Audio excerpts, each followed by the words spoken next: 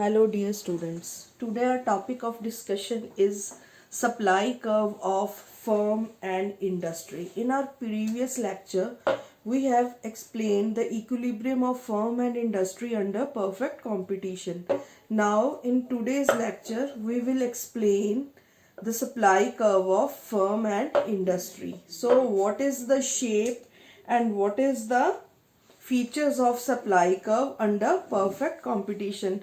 When we study about the supply curve of firm and industry under perfect competition, we will see in the long run in the different cost industries or different returns to scale. In different returns to scale, shape of the supply curve is according to that particular returns. So now we are going to discuss supply curve of a firm. सबसे पहले we have to know what is supply. Supply क्या होती है?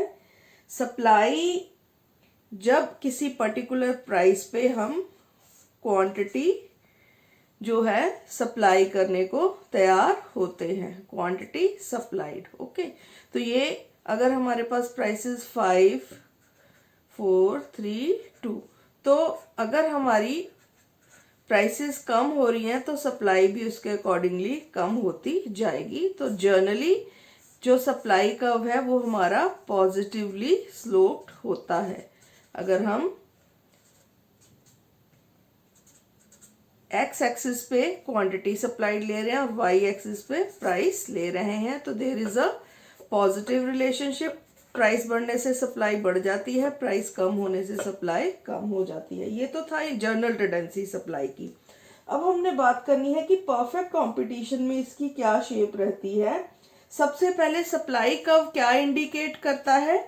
It indicate the different quantities supplied by the firm at various prices. Different prices पे कितनी supply जो है firm के द्वारा की जा रही है.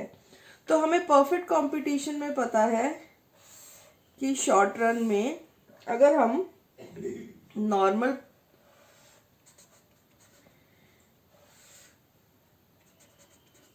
ये है हमारा AR MR, तो ये हमारी शॉर्ट रन में हम नॉर्मल प्रॉफिट्स की बात कर रहे हैं. This is the point of equilibrium where MC is equal to MR. So ये हमारी प्राइस डिटर्मिन है, ये गिवन है हमें.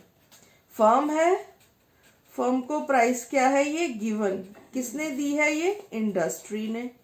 इंडस्ट्री ने कैसे दी है? According to the forces of demand and supply. तो ये प्राइस जो डिटर्मिन्ड है इंडस्ट्री में, हमें उसी प्राइस को फॉलो करना होता है. सो ये जो प्राइस है ये किसके द्वारा दी गई है? इंडस्ट्री के द्वारा. किसको? फर्म को. तो ये हमारा इक्विलिब्रियम प्राइस है, ये हमारा इक्विलिब्रियम आउटपुट है. अब हमने देखना है सप्लाई कर्व कैसा होता है. मान लीजिए प्राइसेस बढ़ जाती हैं इंडस्ट्री में, तो AR कर्व हमारा ऊपर को शिफ्ट हो गया. Now what will be the point of equilibrium? MC वही है, न्यू MR. तो this is the point of equilibrium E1 P1 price पे. तो क्वांटिटी सप्लाइड अब कितनी हो जाएगी? Q1.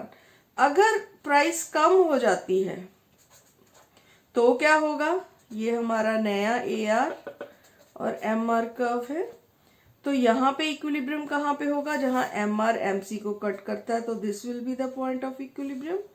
यहाँ क्वांटिटी क्या हो जाएगी? कम हो जाएगी. कीमत कम होने पे कम हो गई, कीमत बढ़ने पे बढ़ गई. तो हम देख सकते हैं कि MC का यहाँ पे मिनिमम पॉइंट है. मिनिमम पॉइंट के बाद जो भी राइजिंग पार्ट है शॉर्ट रन में वो हमारा क्या कहलाएगा? Supply curve of a firm. तो MC कर्व का राइजिंग पार्ट जो है that is the supply curve of a firm in short run. Clear to all of you? So this is the supply curve of a firm in a perfect competitive industry. अब industry का जो supply curve होगा वो कैसा होगा? That is also the same. That is also the same. कहाँ? Short run में। वहां पे हमने पहले ही देखा according to the forces of demand and supply, और सप्लाई कर्व हमेशा क्या होता है? Positively sloped. ओके, तो यहां तक क्लियर है आप लोगों को? हमने शॉर्ट रन सप्लाई कर्व की बात की। अब हम बात करते हैं long run supply curve of a firm. तो long run supply curve of a firm के केस में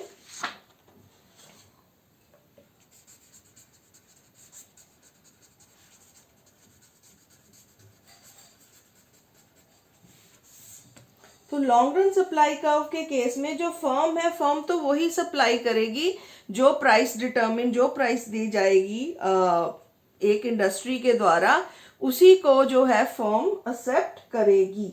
तो लॉन्ग रन सप्लाई कर्व जो फर्म का है वो उसमें कोई भी खास चेंज नहीं है, लेकिन इंडस्ट्री के लिए इट इज वेरी इंपॉर्टेंट।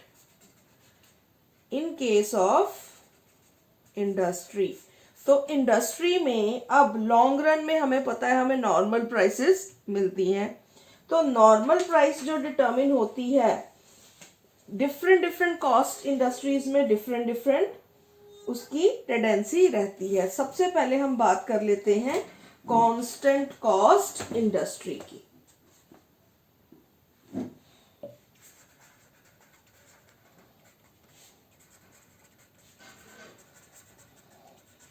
अब ये कांस्टेंट कॉस्ट इंडस्ट्री कौन सी इंडस्ट्री है? यानी कि यहाँ पे जो है कीमत में बदलाव आने पर हमारी कॉस्ट में बदलाव नहीं आता। तो शुरुआत कहाँ से करेंगे? ये हमारा फर्म का है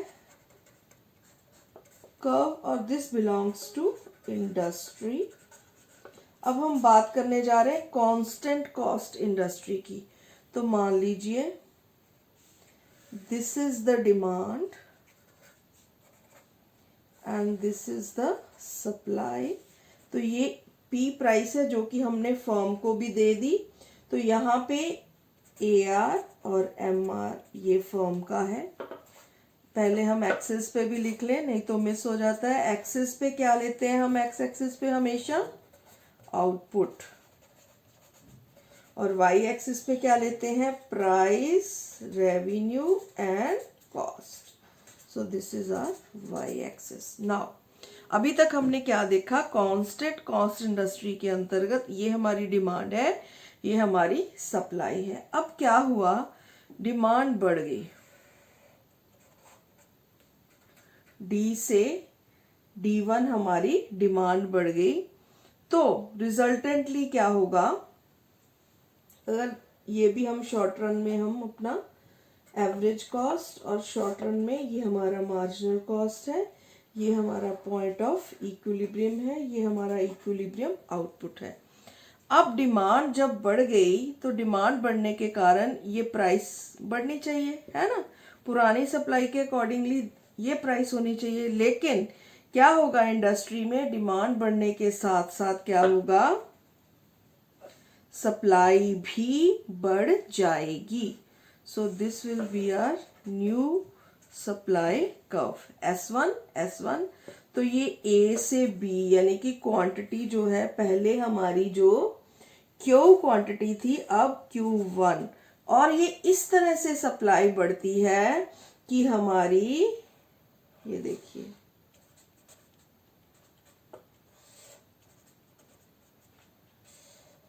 हमारी कॉस्ट में कोई भी अंतर नहीं आया। यानी कि इक्विलिब्रियम A से B पॉइंट तक जो हमारी शिफ्टिंग है और M से N अमाउंट जो बढ़ गया, यानी कि कॉस्ट में कोई भी अंतर नहीं आया।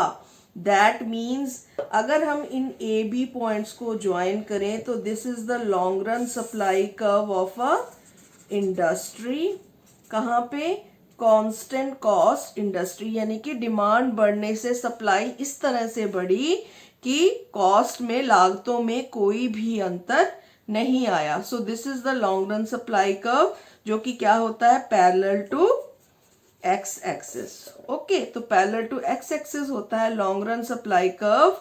कहाँ पे? Under perfect competition. अब हम बात करते हैं इंडस्ट्री का supply curve under decreasing cost. एक चीज मैं और बताना चाहूंगी, जो अभी हमने डिस्कस किया कांस्टेंट कॉस्ट की, जो हमने बात की है, ये कांस्टेंट कॉस्ट है और ये कांस्टेंट रिटर्न्स भी है। ठीक है जी, यानी कि एक तरह से इंडस्ट्री को कांस्टेंट रिटर्न्स मिल रही हैं किसी भी तरह का। तो ये लॉन्ग रन सप्लाई कर्व जो है, ये एक तरह से हमें रिटर्न्स भी शो करता है कि कौन सी रिटर्न्स मिल रही हैं। तो डिक्रीजिंग कॉस्ट है तो ये क्या होगी, इंक्रीजिंग रिटर्न्स। किस केस में, लॉन्ग रन में, इंडस्ट्री में। तो चलिए देख लेते हैं इस केस में क्या होगा। डायग्राम्स हमने दोनों आपस में पैरेलल ही रखने हैं टू अंडरस्टैंड द कंसेप्ट। अब इस केस में हमने शो करनी है व्हाट, डिक्रीजिंग कॉस्ट इंडस्ट्री। तो जो हमारा सप्लाई कर्व भी होगा वो हमारा यहाँ पे डाउनवर्ड स्लोपिंग बनेगा। स्टार्टिंग फिर वहीं से करते हैं डिमांड से। This is our demand curve, this is our supply curve and this is the point of equilibrium. ये इक्विलिब्रियम प्राइस है, ये इक्विलिब्रियम आउटपुट है। ये कहाँ का आउटपुट है, इंडस्ट्री। यहाँ पे इंडस्ट्री है, याद रखना। लेफ्ट साइड पे, राइट साइड पे क्या है, एक फर्म की हम बात कर रहे हैं। तो ये जो प्राइस है, that price will be accepted by the firm. और यहाँ पे क्या है हमारा short run average cost, long run short run marginal cost ले रहे हैं हम यहाँ पे। और this is the point of equilibrium. और ये हमारा क्या है, एम हमारा आउटपुट है। तो यहाँ तक तो अभी सेम पैटर्न से ही हम चल रहे हैं। अब आगे क्या होता है, डिमांड बढ़ जाती है। D1 हमारी डिमांड हो गई। और डिमांड बढ़ने के साथ जो सप्लाई है हमारी वो क्या होनी चाहिए, बढ़नी चाहिए। लेकिन सप्लाई इस तरीके से बढ़ती है, देखिए ये हमारी सप्लाई बढ़ गई। सप्लाई इस तरीके से बढ़ती है कि हमारी जो कॉस्ट है पहले से कम हो गई। ये देखिए, तो इसमें प्राइस हमारी पहले से P से P1 हो गई, कम हो गई। तो देखते हैं, ये नई प्राइस है जो किसको दी गई है, फर्म को। और यहाँ पे नई प्राइस पे this is our short run average cost curve, this is our short run marginal cost curve and this is the point of equilibrium, new equilibrium and this is the new output. यहाँ पे हम output ले रहे हैं। तो क्या हुआ कि सप्लाई इस तरह से बढ़ी कि हमारी कॉस्ट पहले से कम हो गई।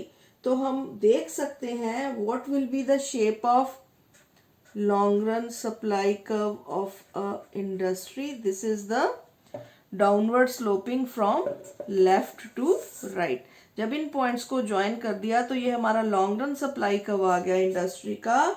कहाँ पे, अंडर डिक्रीजिंग कॉस्ट और इंक्रीजिंग रिटर्न्स। तो दोनों के केस में हम इसको एक्सप्लेन कर सकते हैं कि कैसे डिक्रीजिंग कॉस्ट इंडस्ट्री के केस में डिमांड जब बढ़ती है तो सप्लाई इस तरह से बढ़ती है कि हमारी लागतें पहले से कम हो जाती हैं। हमारी एवरेज कॉस्ट और मार्जिनल कॉस्ट जो है वो कम हो गई, जिससे कि हमें जो है इंक्रीजिंग रिटर्न्स मिलनी शुरू हो गई। तो डाउनवर्ड स्लोपिंग होता है हमारा long run supply curve under decreasing cost industry. तो अब हम नेक्स्ट करने जा रहे हैं लास्ट, इंक्रीजिंग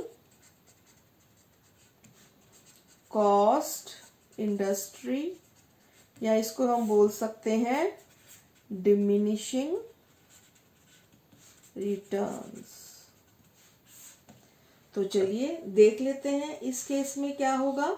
फिर वैसे ही हमने दोनों डायग्राम्स को बनाना है।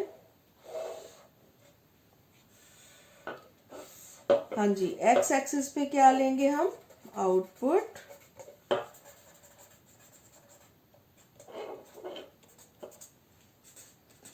वाई एक्सिस पे क्या होता है, प्राइस, रेवेन्यू, कॉस्ट। तो सबसे पहले वही सिचुएशन, ये हमारा डिमांड कर्व है और ये हमारा जो है वो है सप्लाई कर्व। अब this is the point of equilibrium, ये प्राइस है और इसी प्राइस पे हमारी ये जो है हमारी शॉर्ट रन एवरेज कॉस्ट है, ये शॉर्ट रन मार्जिनल कॉस्ट है, ये हमारे AR/MR है। This is the point of equilibrium और n अमाउंट ऑफ आउटपुट हम प्रोड्यूस कर रहे हैं। अब क्या हुआ, इकोनॉमी में अगेन डिमांड जो है बढ़ गई, ये DD थी, अब ये D1 हो गई, डिमांड बढ़ गई। डिमांड बढ़ने के साथ साथ क्या हुआ, हमारी सप्लाई भी बढ़ गई, ये देखिए। तो ये सप्लाई हमारी S1 हो गई और this is the new point of equilibrium. लेकिन सप्लाई इस तरह से बढ़ी कि हमारी प्राइसेस जो हैं वो बढ़ गई। तो प्राइसेस हमारी, ये आउटपुट है हमारा, और प्राइसेस बढ़ने के कारण क्या हुआ, हमारी कॉस्ट ऑफ जो है, यहाँ हमने देखा हमारी कॉस्ट ऑफ प्रोडक्शन, यानी कि डिमांड के साथ जब सप्लाई इस तरह से बढ़ी कि हमारी कॉस्ट ऑफ प्रोडक्शन जो है वो बढ़ गई। तो यहाँ हम देख सकते हैं ये हमारा एवरेज कॉस्ट कर्व भी बढ़ गया, हमारा मार्जिनल कॉस्ट कर्व भी बढ़ गया, and this is the point of equilibrium. और हमारा आउटपुट भी पहले से कम हो गया ओवरऑल। तो यहाँ पे देख सकते हैं कि डिमांड बढ़ने के बाद जब सप्लाई को बढ़ाया गया, वो इस तरह से बढ़ी सप्लाई कि हमारी जो कॉस्ट है वो पहले से ऊपर को शिफ्ट हो गई हमारी कॉस्ट। ये कॉस्ट कर्व्स थे, अब ये न्यू कॉस्ट कर्व्स हैं, ये ओल्ड प्राइस थी, ये न्यू प्राइस है हमारी।